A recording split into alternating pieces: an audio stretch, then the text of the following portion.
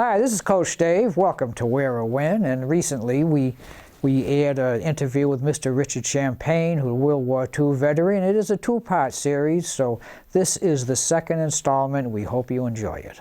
Captain Berkey was our first captain, and he was great.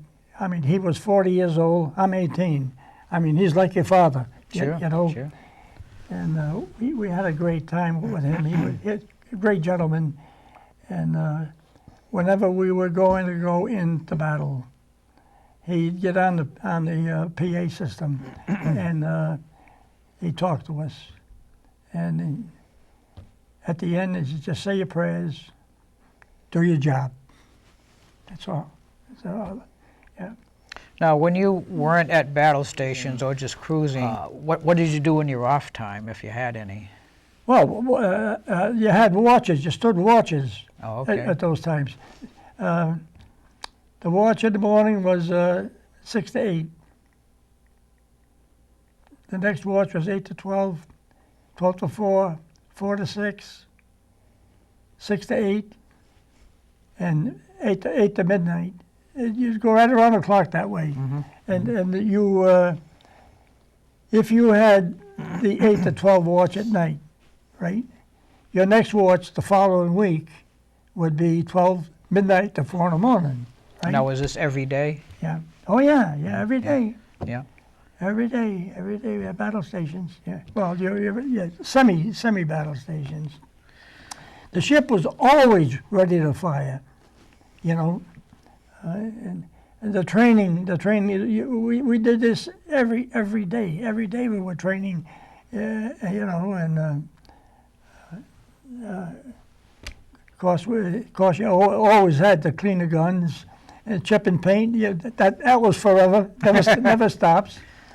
And the ammunition had to be greased because of salt water. You know what salt water does to brass and steel. It rusts, you know. But the guns were good. The guns were good. Yeah, I know that you also worked with some of the aircraft carriers that got blown up, and you had to take in survivors. Well, that was at the very end of the war, but we didn't know that at the time. In the formation, like I had told you, I said we got two large carriers like this, and we got two small ones like this, right? And then you got the cruisers around them, and then maybe 1 or 2 battleships if you had them, and 14 destroyers on the outside. The Admiral ordered, Cruiser Division 13 consisted of the Santa Fe. She was the flagship. We carried the Admiral. The Birmingham was the second ship. The third ship was the Mobile. But in this particular time, we had, I'm pretty sure we had the Santa Fe, the Mobile, and the Biloxi. I think we picked up the Biloxi. These are all the same kind of cruisers, all same kind of guns and everything. Everything is the same. And the Mobile tried to get alongside of the Franklin, and she was exploding. And they had these tiny tin rockets. They were flying. Excuse me, the Franklin was exploding. Yeah, the Franklin was exploding. Yeah. And she couldn't get alongside. So they called back to the between ships. And the Admiral ordered the Santa Fe to go in. So we came in, we made one pass, and we helped to put the fires out, some of the fires out, and she had stopped exploding a little bit. But the only men that were topside at the time working, handling the lines, nobody else was there. Nobody else was. We were down below decks. I was at where my bunk was located. And until we made the second pass, after that, the captain made a U-turn, like, you know, and he brought that ship in at 25 knots, all right? And he put her right there, and we tied up to her, and she is leaning like this, all right? And then we after we tied up to her, they were still putting the fires out on the fantail, and there were a lot of men up on the carrier on the flight deck, you know. And when we was able to put a bridge across between the ships, the men started coming aboard, all right? These guys coming aboard in skivvies, you know, they didn't have no clothes. You know, they just wanted to get off the ship. And we took on almost 800 men. And then the Pittsburgh, this is a heavy cruiser, and she came to the front of the carrier, and we picked up the tow line from her and passed it over to the carrier, and we tied them up. So she pulled the carrier away from Japan, which was about 65 miles from where we were. Obviously, they come on the ship. Yeah. Now, what do you take them somewhere, or does somebody pick them up? Well, they took my bunk. They took our bunks. Right, but I'm saying after it's all over, do you take them somewhere to? Well, we were all together for 7 days. Oh, okay. Going to Ulithi. Okay. And when we got into Ulithi, of course, her crew members, some went back to the ship and some went to other ships, and okay. But they all departed. Right, but there was a place where they could go to depart. Oh yeah. But she had to go back to the United States, and that's when we went back to the United States, because being alongside the carrier, the hull of our ship got stoved in up by the bow where the two turrets are, turret 1 and 2, and we couldn't fire them at that point. Mm-hmm. And so we came back with her, and that was the time. It was April Fool. We were between Guam and Hawaii, and this is April Fool Day, right? And I can see this guy on one of the 5-inch mounts, and he's polishing his shoes, right? And the word comes over the PA system that they need us over in Okinawa. They turned the ship around. We're going back, right?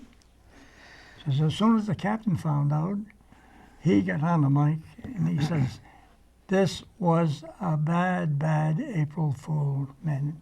Oh, he says, wow. So he turned the ship around, and we stayed with the carrier into Pearl, and I gotta say it. This guy was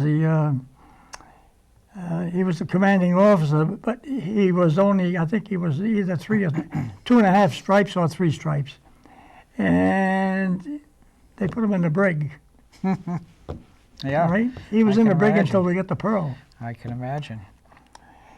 Now the two planes that came in to Burma of the Franklin. The captain from the other aircraft carrier had warned the captain of the Franklin that there was a bogey in the air around near them. And of course, we've got an overcast. It's less than 500 feet.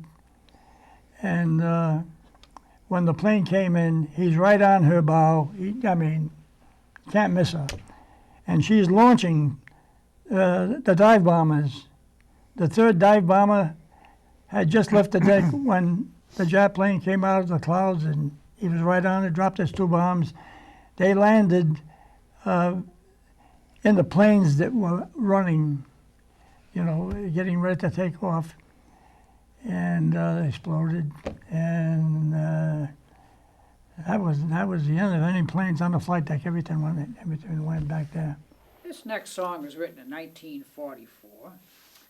And it's generally done as a pretty ballad, but why play a pretty ballad when you can play it a little bit up-tempo, not real fast, but just a little bit different.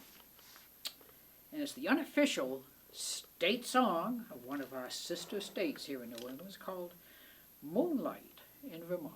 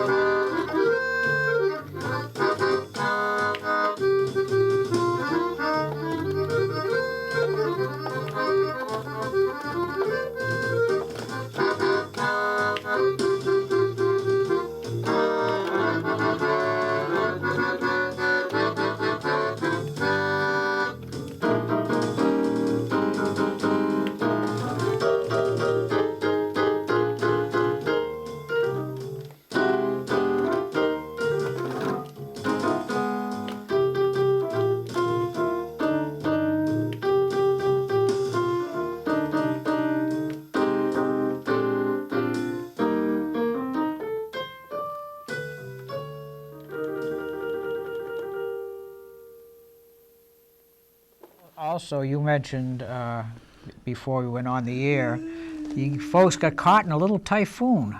Oh, Typhoon Cobra.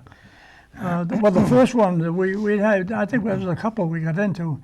First one was only, I think that's the picture that I have, that she took a 37-degree roll. Yeah, she took a that was a starboard roll, because they had turret one trained to the port side so that the water wouldn't go down into the barrels, you know. And but Typhoon Cobra was a 2-day thing, and that's when we lost the 3 destroyers, one with all hands, all right? And you know, after the storm was over, we searched for a week for survivors, and then after that we returned to Ulithi. This was a holding area. This area was, this Ulithi atoll was about 25 miles across, and one Sunday morning there, when the war was all pretty close to being over, mostly all the carriers were there, all the battleships were there, all the cruisers and the destroyers. I mean, it was one sight to see. And the next day, there was nothing there. Wow. We just took off. Well, it must have been the strike for Japan. Maybe the airstrike for Japan. Now, you want to remember, we're making an airstrike on Japan. We got 4 units, 4, like my unit that I talked about, all right? So basically, we've got 16 carriers with planes. So we're putting up almost 900 aircraft to go and fight, you know.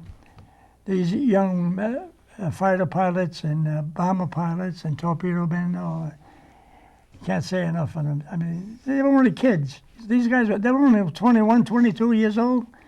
Well, they were older than you. I think President Bush, the father, Yeah, yeah. when he got shot down at the Bonin Islands, he was flying a torpedo bomber, TBF, and of course he lost his radio man and his torpedo man, and how very, very lucky he could be.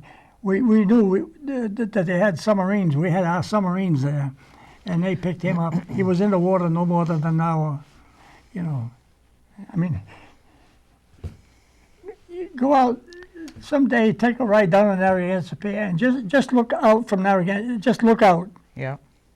and you don't see there's no buildings, there's nothing, just water, just water. The ocean is very, very huge. I can imagine. This song, again, written in 1944, and it's kind of a pretty ballad. I hadn't played this for many years, and then my college roommate mentioned it a couple of months ago. I said, you know, I should start playing that song again. So I dug it out and messed around with some of the chords. But anyway, here's a little dream.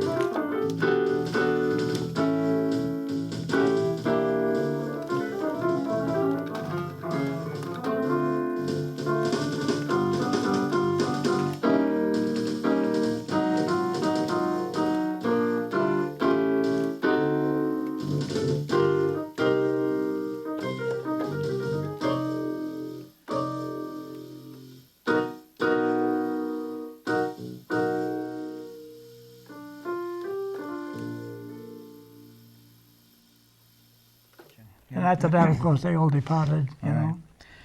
Now, when I first met you, okay, I attempt to go out to run every day, and I run a lot up and down Broadway. And I saw this gentleman protecting kids going across the street, going to school, and we would wave or say hi, you know. And a few weeks ago, you weren't there. And I said, uh-oh, I hope he's not sick or feeling ill or whatever. And a couple of days went by and you still weren't there. And then come Monday morning, there you were again. So if you recall, I stopped and asked you, and what did you tell me where you were? We went to New Orleans for my ship's 71st reunion. And I think you got a little something there about it. Yeah, and we had eight sailors from the Santa Fe, and basically I am, with that group, the only original shell plank owner, because I was on the Santa Fe when she was commissioned in Philadelphia. Yeah. Right. This is about 3 days after I'm aboard. That's how lucky I am. Right? And the other men, they came aboard the Santa Fe in Long Beach, California, or in Hawaii. And when we got up to the Aleutian Islands, so to take them, Captain Berkey, we had a big dinner. There was a big dinner, and he said to the men, he says, all of you men are plank owners. And what does that mean? That means that he was giving us that you're a plank owner.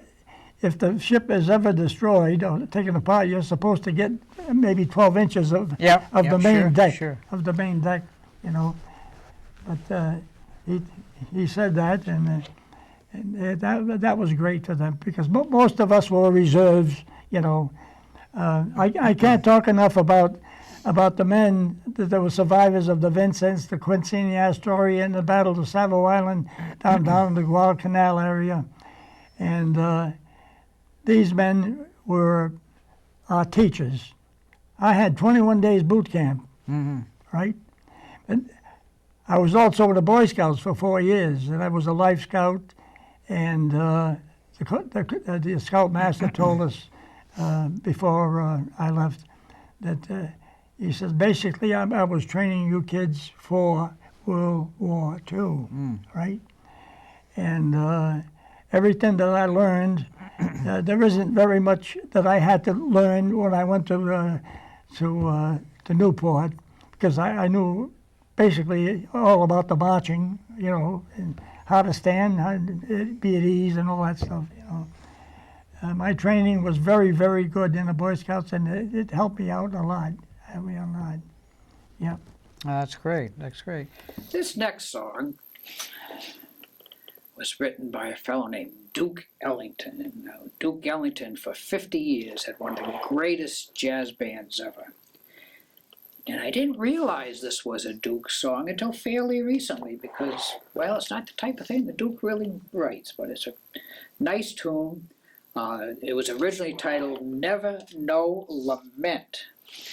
And in 1940, it was written as that. In 1942, when Duke actually recorded it, it became Don't Get Around Much Anymore.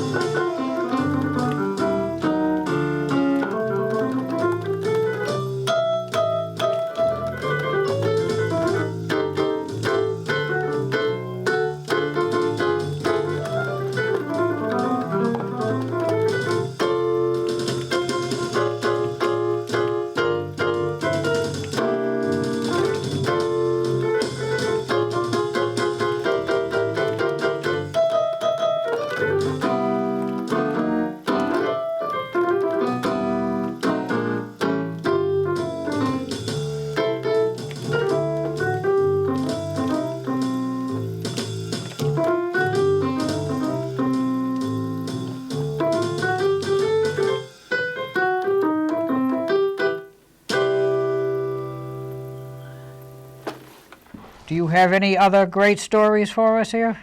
Well, I'm firing the guns.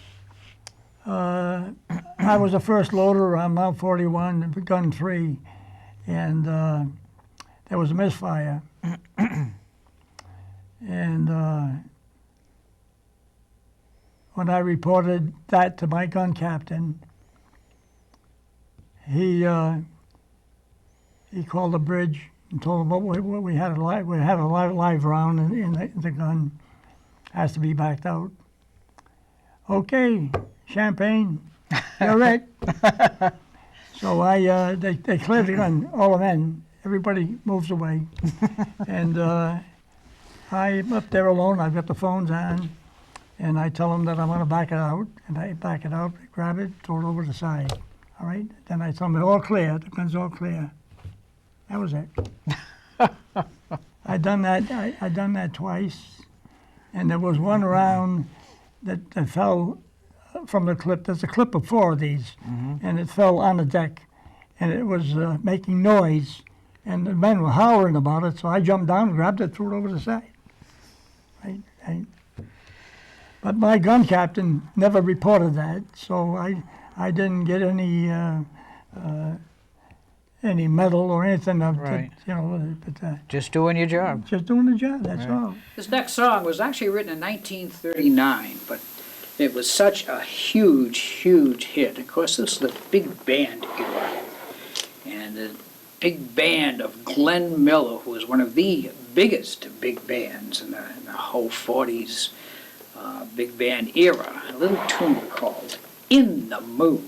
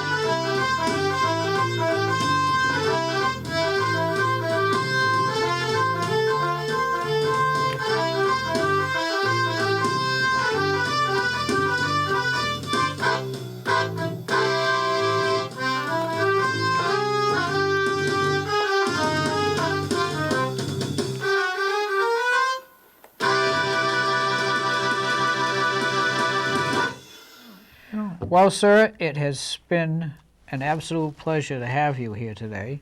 I have been hosting TV shows for about 3 years or so, and I have had other guests on different shows, and I was really looking forward to having you more than any other guest I've ever had. So thank you so much for being here today. You're very welcome. You're very welcome. Yeah. And this is Coach Dave saying we'll see you all next time.